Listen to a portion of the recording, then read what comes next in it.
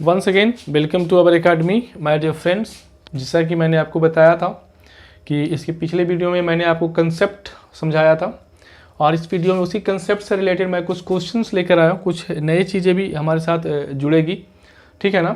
तो आइए हम लोग ज़्यादा समय न व्यतीत करते हुए चीज़ों को समझें। चूँकि मैंने आपको बताया है कि मैं अब जो है वीडियो बहुत ही छोटे ड्यूरेशन में बना रहा हूँ ताकि आप लोग को ज़्यादा इनकन्वीनियंस ना हो। बच्चे आजकल बहुत ज़्यादा आलसी हो गए हैं, वो चीज़ों को ज़्यादा समय तक नहीं देखते हैं। चलिए शुरू करते हैं। हमारा पहला क्वेश्चन है whom did they offend। अब इस सेंटेंस को ज़रा ध्यान से देखिएगा माय डियर फ्रेंड्स कि whom जो है वो आपका क्या है, ऑब्जेक्टिव केस है। कौन सा केस है? ऑब्जेक्टिव केस है, ठीक है। और ये ऑब्जेक्टिव केस है तो अगर मैं इसको पैसिव बनाऊं तो ये ऑब्जेक्टिव केस हमारा whom, आपको बताया था मैंने कि हम लोग जो है WH वर्ड्स को देखते हैं कि वो ट्रांजिटिव है कि नहीं है। तो यहाँ तो डायरेक्ट whom ही आया हुआ है तो ट्रांजिटिव है। whom did they offended, offended के बाद कोई ऑब्जेक्ट नहीं आ रहा है तो हम इसका पैसिव बना सकते हैं क्योंकि एक ट्रांजिटिव है। तो whom को जब आप क्या कीजिएगा, जब चेंज कीजिएगा तो इसको आपको ऑब्जेक्टिव में है तो इसको तो सब्जेक्टिव में करना होगा। तो आपको क्या रखना होगा, यहाँ पर who लिखना होगा। who, अब ये देखना है who के साथ आप क्या लगाओगे, was का प्रयोग करोगे। who was V3 लगाओगे, who was offended, उसके बाद क्या आ जाएगा, एजेंट आपका आ जाएगा, them आ जाएगा, question marks. who was offended by them। बहुत ही सिंपल और बहुत ही आसान सा क्वेश्चन था। नेक्स्ट क्वेश्चन में हम लोग देख रहे हैं कि व्हाट सरप्राइज्ड रोहन यस्टरडे। बहुत ही आसान है। व्हाट एक WH वर्ड से है जो ट्रांजिटिव है, WH वर्ड से ट्रांजिटिव है। और यहाँ पर सरप्राइज जो है, सरप्राइज से भी आंसर मिल रहा है ना। तो यहाँ पर क्या हो जाएगा, सरप्राइज्ड whom, तो whom से आंसर मिल रहा है रोहन, ऑब्जेक्ट 1 हो गया। और यहाँ पर when का आंसर ये मिल रहा है ना। ये सब हम लोग कर चुके हैं ऑब्जेक्ट 2। तो आपको पता है कि सिर्फ when से में आंसर मिल रहा है तो हम लोग क्या करेंगे, मोनो ट्रांजिटिव का कंसेप्ट हम लोग समझे थे तो उसमें कोई दिक्कत नहीं है आपको। तो चलिए हम लोग इसको डील करते हैं, कैसे बनाएंगे। क्या हो जाएगा, व्हाट। अब व्हाट आप लगा रहे हो तो आपका रोहन क्या हो जाएगा, सब्जेक्ट हो जाएगा। तो रोहन यहाँ पर सब्जेक्ट के रूप में लाओगे रोहन। तो रोहन के लिए क्या लगाओगे आप, वाज लगाओगे। व्हाट वाज रोहन क्या हो जाएगा, सरप्राइज्ड, है ना। सरप्राइज्ड क्या आएगा यहाँ पर, यस्टरडे। अब देखना है कि सर आप यस्टरडे लिखे हैं तो इसके बाद हमको क्या करना होगा कि प्रीपोजिशन तो लगाना होगा। तो सरप्राइज जब किया होगा तो सरप्राइज करना, तो सर जो भी चीज़ वर्ड से जब क्वेश्चन का आंसर किया जा रहा है तो सरप्राइज जो भी चीज़ किया होगा तो सरप्राइज रोहन जो है कुछ चीज़ समथिंग से हुआ होगा, पर्सन से सरप्राइज नहीं हुआ है। तो आपको पता है कि समथिंग के लिए हम लोग प्रीपोजिशन किसका यूज़ करते हैं, एट का प्रयोग करते हैं। तो यहाँ पर हम लोग बिगिनिंग में क्या ही जोड़ देंगे, at. At what was Rohan surprise yesterday. लेकिन इसी क्वेश्चन में एक छोटा सा अगर मैं चेंजिंग करना चाहूँ, अगर हम व्हाट के जगह पर यहाँ पर हु लगा दें, माय डियर फ्रेंड समझिएगा इस फर्क को आप समझिएगा। Who surprised Rohan yesterday, what का मतलब क्या हो गया, व्हाट का मतलब हो गया समथिंग, है ना। लेकिन हु का मतलब तो समवन हो गया ना। तो अब यहाँ पर देखिएगा फर्क क्या आ रहा है। इस सर अगर यहाँ पर हु लगा रहे हैं तो फिर आपको प्रीपोजिशन क्या लगाना होगा, वाई का प्रयोग करना होगा। फिर why whom was Rohan surprised yesterday, question marks. तो यहां क्या हो रहा है, इसमें क्या हो रहा है, ये हमारा पर्सन हो गया, ये हमारा समथिंग की बात कर रहा है।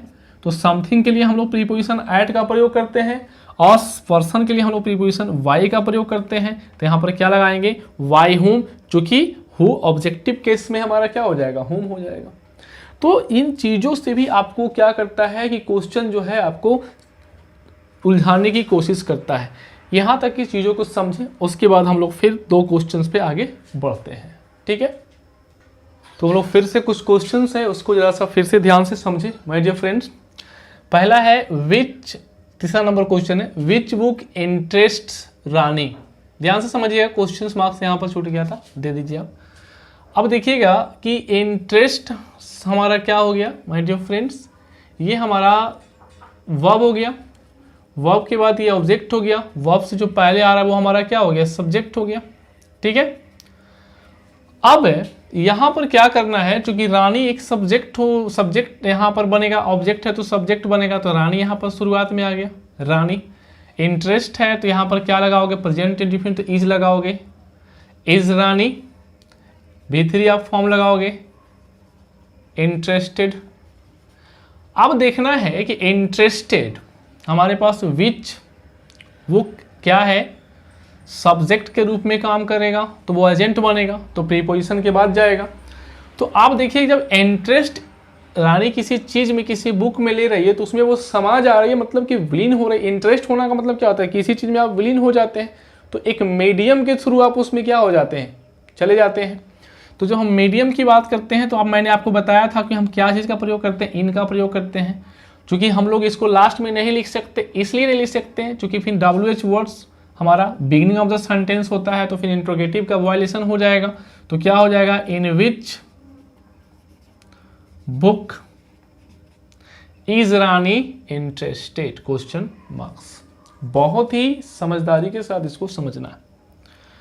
आप इसको अगर ऐसे लिखते हो, इस तरह से आप लिखोगे, तो आप जान रहे हो कि सर इन विच का प्रयोग किया गया, क्यों किया गया, क्योंकि ये इंटरेस्ट बुक में है रानी का, यानी कि एक मीडियम हुआ, तो उस मीडियम में आप चीज़ों को क्या कर रहे हो। तो मीडियम के लिए मैंने आपको प्रीपोजिशन बताया था, क्या बताया था, प्रीपोजिशन इन बताया था। इसके बाद देखिएगा क्वेश्चन हमारे पास क्या है कि will they pull down the old building. Pull down का मतलब होता है क्या, गिरा देना। अब देखिए विल दे क्वेश्चन मार्क्स है, यानी कि क्लोज इंडेड क्वेश्चन है, सिंपल सा है। They pulled in, pull down क्या, व्हाट, तो व्हाट का आंसर यहां पर मिल रहा है ना जी, ऑब्जेक्ट 1 यहां पर आ रहा है ना। तो सिंपल सा क्वेश्चन है, will the old building we pulled down. आपको बताया था मैंने कि हम लोग कभी भी पैसिव वॉइस में एक्टिव वॉइस के साथ जो हमारा वर्ब के साथ जो प्रीपोजिशन को हम लोग अलग नहीं करते हैं, मीनिंग डैमेज हो जाता है। वाई क्या हो जाएगा, देम, क्वेश्चन मार्क्स। उसके बाद क्या है, how did you do this to your friend. अब देखिए हाउ एक ट्रांजिटिव वर्ब नहीं है, ये इंट्रांजिटिव है। यह हाउ एक इंट्रांजिटिव वर्ब का आंसर देता था। तो अगर ये इंट्रांजिटिव क्वेश्चन वर्ड्स है तो फिर हमको देखना होगा कि क्या इस वर्ब का कोई अगला ऑब्जेक्ट है कि नहीं है। तो ऑब्जेक्ट इसमें देखेंगे, what, how did you do what. तो जब व्हाट के आंसर करते हैं तो क्या आता है, दिस हमारा क्या हो गया, ऑब्जेक्ट 1। ये जितनी भी प्रीपोजिशन के बाद यहाँ तक जो कहानी आप देख रहे हैं, मैंने पहले भी आपको बताया था कि प्रीपोजिशन के बाद जो भी चीज़ें आता है वो ऑब्जेक्टिव केस में होता है, उसको हम चाह के भी सब्जेक्ट के स्थान पे नहीं लिख सकते, क्योंकि वो तब भी ऑब्जेक्टिव केस में ही होगा। ये हमारा इसलिए ऑब्जेक्ट 2 का पार्ट बन गया, यानी कि इसको अदर वर्ड आप कह सकते हो। अब क्या करेंगे, चूंकि हाउ को तो जैसे है वैसे रहने देंगे, हाउ। इसके बाद क्या आएगा, दिस का प्रयोग करोगे तो दिस के लिए क्या लगाओगे, वाज लगाओगे, चूंकि पास्ट इंडेफिनिट टेंस है। हाउ वाज दिस, उसके बाद डन। अब बताए थे कि उसके बाद तुरंत हम लोग क्या करते हैं, मेन वर्ब के तुरंत बाद हम लोग क्या करते हैं, ऑब्जेक्ट 2 को लिखते हैं, to your friends, why you, question marks, how was this done to your friends why you. यानी कि इसके अरेंजमेंट को लेके भी आपको दिक्कत किया जाता है। तो आपको मैंने पहले ही इस चीज़ को लॉजिकली मैंने आपको समझा दिया है, तो यहाँ पर आई होप कि आपको दिक्कत नहीं हो रही होगी।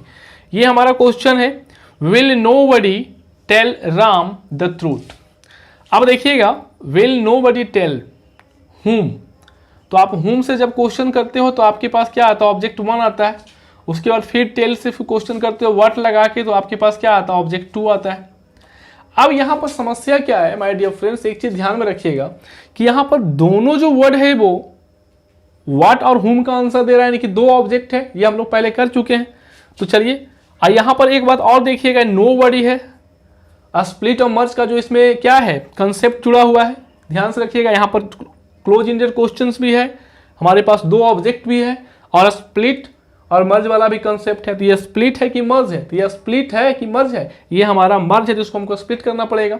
तो क्या करेंगे हम लोग, सबसे पहले विल का तो प्रयोग कर ही रहे हैं, विल है ना, उसके बाद सब्जेक्ट हमारा आ गया Ram, will Ram, will Ram we, will Ram.